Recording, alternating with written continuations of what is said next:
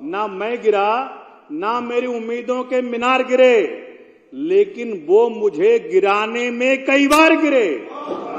धन्यवाद, आपने आज विश्वास मत में मुझे बोलने का मौका दिया।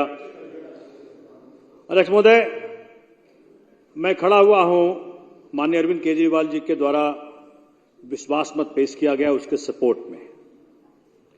और क्यों सपोर्ट कर रहा हूं? क्योंकि उसके पीछे कारण है।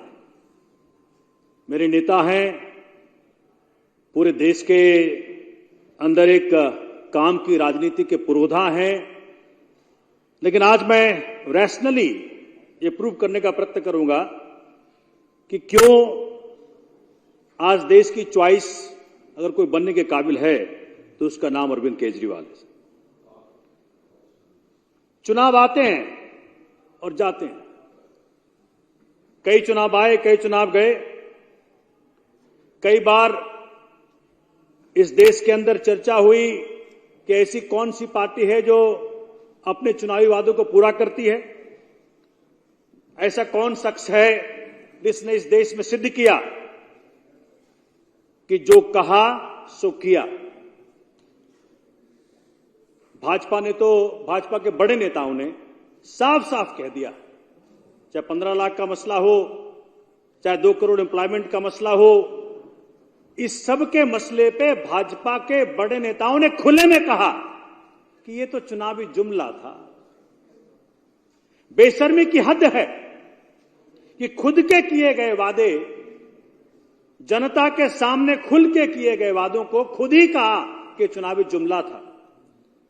एक लौता व्यक्ति है पूरे हिंदुस्तान की राजनीति में जिसने ताल ठोक कर कहा कि जो कुछ भी मैंने चुनाव में कहा है उसको पूरा करूंगा और पूरा करके दिखाया। अध्यक्ष महोदय, केजरीवाल मॉडल ऑफ गवर्नेंस किस प्रकार से, खास करके केजरीवाल जी का पर्सनल जो एलिजियंस है जनता के साथ, किस प्रकार से भारतीय जनता पार्टी को डमाडोल कर रही है। आज तक दिल्ली के अंदर किस प्रकार से केजरीवाल जी के सपोर्ट में दिल्ली की जनता खड़ी है। कौन वो शख्स है जो जनता के वोट का असली वैल्यू देता है। यही तो प्रताड़ना हो रही भाजपा की। अध्यक्ष महोदय, अरविंद जी से हम एक चीज सीखें, पता नहीं वो इन लाइनों में कहें कि नहीं कहेंगे, लेकिन मैं कहने का प्रयत्न करता हूं। जिंदगी में मौत एक बार आती है, और लेकिन जब अरविंद जी को देखता हूं तो एक बात सीखता हूं कि रोज रोज नहीं मरना है। जब मौत आएगी तब मरना है, मरने के पहले नहीं मरना। ये अरविंद केजरीवाल ने सिखाया था। ये बहुत बड़ी बात है। आज के तारीख में जिस प्रकार से हमारे 3 शीर्ष के नेताओं को, सिसोदिया साहब को, सत्येंद्र जैन साहब को, संजय सिंह जी को बेमतलब, और मैं एक वकील होने के नाते भी कह रहा हूं, इनके केसेस में धेले भर का सबूत नहीं है। ये सिर्फ और सिर्फ राजनीतिक दबाव के कारण उनको इन्होंने अंदर रखा हुआ है। अध्यक्ष महोदय, Kejriwal model of democracy versus Modi model of democracy, किस प्रकार से अंतर है देखिए। एक व्यक्ति चुनावी वादे करता है, मैनिफेस्टो में लिखते हैं मैं एजुकेशन में ये करूंगा, हेल्थ केयर में ये करूंगा, बिजली में ये करूंगा, पानी में ये करूंगा, बिल्कुल टाइम बाउंड, कि जैसे ही सरकार में आए तो हमने बिजली में आधा कर दिया, पानी माफ कर दिया। और दूसरे तरफ मोदी मॉडल ऑफ डेमोक्रेसी क्या कहता है, पहले ये टिंकरिंग करेंगे वोटर्स लिस्ट में, फिर टिंकरिंग करेंगे कि अभी ईवीएम को गड़बड़ करो, फिर अगर फिर भी कोई जीत गया तो उस एमएलए को खरीदने का प्रयत्न करो, अगर नहीं खरीदा जा रहा तो ईडी सीबीआई लेके आओ, अगर उससे भी नहीं खरीदा जा रहा तो फिर भारत रत्न दे दो उसको, क्योंकि आजकल भारत रत्न भी इस्तेमाल हो रहा है। जिस प्रकार से पिछले दिनों में भारत रत्न दिया है, एक के बाद एक के बाद, वो सारे शख्स विभूतियां हैं, उनको मिलना चाहिए था, पहले मिलना चाहिए था, लेकिन चुनाव के दौरान देख करके आपने ये सिद्ध किया कि भारत रत्न आज एक पॉलिटिकल टूल हो गया है। अब कारण है क्योंकि वो हमने तो पता नहीं, हमने पता करने का प्रयत्न किया कि भाई इतनी सारे गुण मोदी जी कहां से लाते हैं। तो वो जो डिग्री है ना, वो MA इन इंटायर पॉलिटिकल साइंस, सारा मसला इंटायर का है। इंटायर का हमने UGC में पूछा कि भैया इंटायर पॉलिटिकल साइंस कहां पढ़ाया जाता है। बोला भाई साहब क्यों पूछ रहे हो, मुझे मालूम है।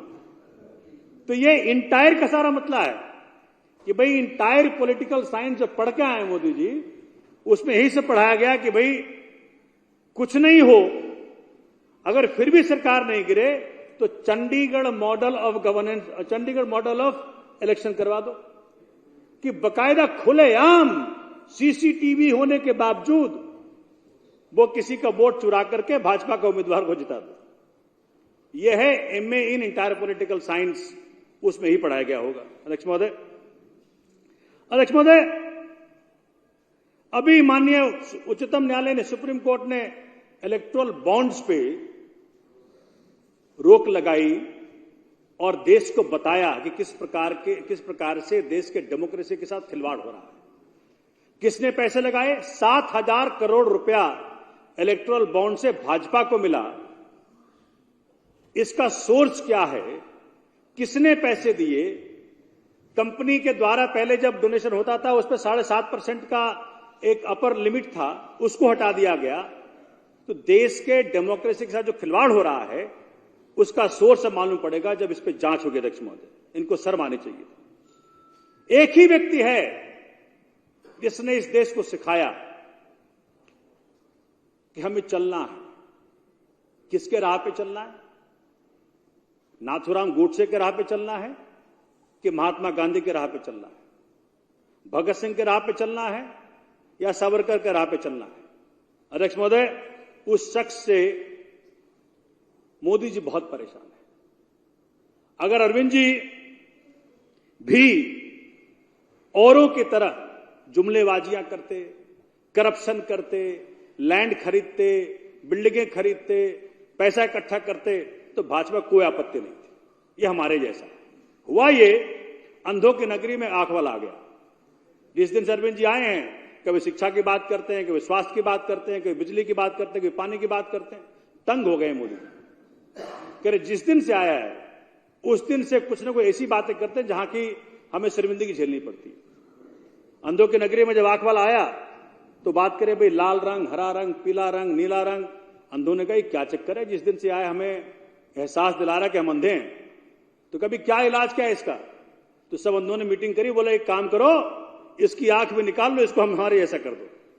यही करने का प्रयत्न करी भाजपा कि भाई इसकी आंख निकल जाएगी, ये भी शिक्षा की बात करना बंद कर देगा, ये भी स्वास्थ्य की बात करना बंद कर देगा, ये भी जनता को सुविधाओं की देने वाली राजनीति बंद कर देगा। ये हमारे ऐसे हो जाएगा। लक्ष्मण, आज मुझे बड़ा आश्चर्य होता है, बहुत दुख भी होता है कि अरविंद जी जैसा शख्स इस देश में अगर पहले आ गया होता तो आज जो मोदी जी को मौका मिल गया देश में सबको बेवकूफ बनाने का, नहीं हो पाता। क्योंकि अरविंद जी के पिछले 10 साल में, मैं एक दिल्ली की बेटी का इंटरव्यू देख रहा था कल सवेरे, बेटी ने कहा कि जब से शिक्षा में जो दिल्ली सरकार ने बदलाव किया है उसके कारण उसका कॉन्फिडेंस इतना बढ़ गया, उसका नॉलेज इतना बढ़ गया कि आज कई सारे इंटरव्यूअर उसका इंटरव्यू लेकर कहते कि भाई ये तो गजब हो गया, गवर्नमेंट स्कूल के प्रोडक्ट हो। अगर अरविंद जी जैसा शख्स पहले आ गया होता हिंदुस्तान के अंदर, तो मैं दावे के साथ कहता हूं कि मोदी जी को यहां का शासन करने का मौका नहीं मिलता। अध्यक्ष महोदय, एक तरफ देखिए अजीत पवार जी ने 70,000 करोड़ का घोटाला किया। किसने कहा? हमने नहीं कहा, मोदी जी ने कहा। पिछले दिनों अशोक चौहान जी के बारे में जो बातें आई, आदर्श घोटाला किया, किसने कहा? हमने नहीं कहा, मोदी जी ने कहा। छगन भुजबल हो, शुभेंदु अधिकारी हो, हेमंत शर्मा हो, इस सब के बारे में आम आदमी पार्टी ने नहीं, भाजपा ने कहा कि वो करप्ट है, जेल जाना चाहिए। लेकिन फिर क्या हुआ? एक नया वॉशिंग मशीन उसके अंदर घुसाया और निकाला, कहा पवित्र हो गए। आज सब भाजपा में सम्मिलित हो गए। तो ईडी सीबीआई केस खत्म हो गया। लेकिन जो भाजपा में नहीं जाएगा, जो मोदी जी के अनुसार नहीं चलेगा, उसके पीछे ईडी भी चलेगा और सीबीआई भी चलेगा। ये देश के अंदर हो गया। अध्यक्ष महोदय, दो बड़ी चीजें हैं जिसने आम आदमी पार्टी को पूरे विश्व में विख्यात किया और आम आदमी पार्टी के इस कार्य के जरिए पूरे भारत का नाम पूरे विश्व में रोशन हुआ, शिक्षा और स्वास्थ्य। सोमनाथ जी कंक्लूड। सिंबॉलिकली इन दोनों में शिक्षा का प्रतीक स्वरूप कौन बने? सिसोदिया जी। स्वास्थ्य का प्रतीक स्वरूप कौन बने? जैन साहब। तो इन दोनों को उठा के जेल में डाल दो। इनको लगा, लेकिन मैं दावे के साथ कहता हूं, मैं रोज सवेरे पार्कों में जाता हूं, एक भी व्यक्ति ऐसा नहीं है जो ये कह दे कि सिसोदिया साहब ने कोई करप्शन किया होगा, जैन साहब ने कोई करप्शन किया होगा। आज पूरा देश कह रहा है कि जो अति कर रहे हैं मोदी जी, इससे एक बात सिद्ध हो रहा है कि राजा डरा हुआ है। राजा को डर है एक फकीर से, उसका नाम है अरविंद केजरीवाल। पॉकेट में पैसा नहीं अरविंद जी का, लेकिन जो प्यार दिल्ली की जनता ने दिया है, देश की जनता ने दिया है, उस प्यार के बल पे अरविंद जी आज लोहा मोल रहे हैं उस शख्स से जिसके पास अकूत संपत्ति है। इसके लिए उनके साहस को मैं सलाम करता हूं। अध्यक्ष महोदय, सोमनाथ जी आप कंक्लूड करें। 2 मिनट। अध्यक्ष महोदय, सोमनाथ जी जो बस एक मिनट कर ले, 1 मिनट कर ले। अध्यक्ष महोदय, ये जो मोदी गारंटी अभी चल रहा है यहां पे भाजपा कार्यकर्ता सम्मेलन, तो मुझे लग रहा है वहां मोदी जी बोल रहे होंगे, सुनो चिंता मत करो तुम लोग, मोदी गारंटी माहौल बनाओ, सिर्फ देश में माहौल बनाओ कि मोदी जीत रहा है, लेकिन गारंटी मैं दे रहा हूं। मोदी जी कह रहे होंगे अपने कार्यकर्ताओं को, एक गारंटी दे रहा हूं, वोट किसी को भी जनता करे, सरकार अपनी बनेगी। ये गारंटी है मोदी की आज के तारीख पर। अध्यक्ष महोदय, और आखिरी में कि ये जो भगवान श्री राम का जो इन्होंने प्रयत्न किया कि हमें इसका फायदा मिले, लेकिन मैं एक बात कहना चाहता हूं, अरविंद जी तो गए भी वहां मंदिर में, भगवान राम के मंदिर में, लेकिन अरविंद जी का एक खास बात और है। आम आदमी पार्टी ने अरविंद जी के नेतृत्व में जो भगवान श्री राम के आदर्श हैं कि जनता को किस प्रकार से सेवा करनी है, अगर किसी शख्स ने इस देश के अंदर भगवान श्री राम के आदर्शों पर चलने का प्रयत्न किया, उसका नाम अरविंद केजरीवाल। भगवान राम के मंदिर का भी हम स्वागत करते हैं, हम सबने स्वागत किया, दिल खोल के स्वागत किया, लेकिन भगवान श्री राम के आदर्शों पे अगर ना चले तो भगवान श्री राम भी खुश नहीं होंगे। अध्यक्ष महोदय, और आखिरी में, चूंकि ये लोटस चल रहा है, मैं रोज पार्कों में घूमता हूं तो कोई ना कोई घूमते घूमते आ जाता है मेरे पास, सोमनाथ जी अमित शाह जी से मिलवा देता हूं, आप बोलो तो सही। बोले भैया किससे बोल रहे हो, किसको कह रहे हो? अरे छोड़ो ना सोमनाथ जी, आपकी पार्टी खत्म हो जाएगी, अरविंद जी अरेस्ट हो जाएंगे। मैंने कहा अरविंद जी को तुम जानते नहीं हो, ये शख्स वो है जिसने अकूत संपत्ति वाला विभाग, इनकम टैक्स डिपार्टमेंट को लात मार के इस व्यक्ति आया। मुझे कह रहे हैं अरे एमपी लड़वा देंगे। अरे भैया बोलो तुम मुझे पूरे विश्व का प्रधानमंत्री बना दो, फिर भी सोमनाथ भारती आखिरी दम तक अरविंद केजरीवाल के साथ खड़ा रहे। और अरविंद केजरीवाल जी के लिए एक मैं लाइनें, वो जो मैं अक्सर पहली भी कई बार कहा है, बड़ा 2 लाइन, उसमें सारा निचोड़ा जाएगा। ना मैं गिरा,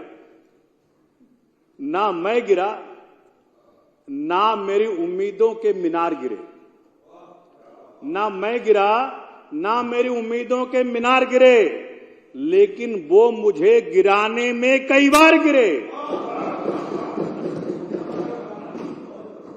सवाल जहर का नहीं था, वो तो मैं पी गया। अरविंद जी के लिए सवाल जहर का नहीं था, वो तो मैं पी गया। उनको तकलीफ तब हुई, फिर भी जब मैं जी गया। इन शब्दों के साथ अरविंद जी के लीडरशिप को सलाम करता हूं और परमात्मा आपको मेरी जिंदगी भी दे, इस हिंदुस्तान के समस्याओं का समाधान अरविंद जी आपके जरिए आएगा। बहुत बहुत धन्यवाद अध्यक्ष महोदय। जय हिंद, जय भारत।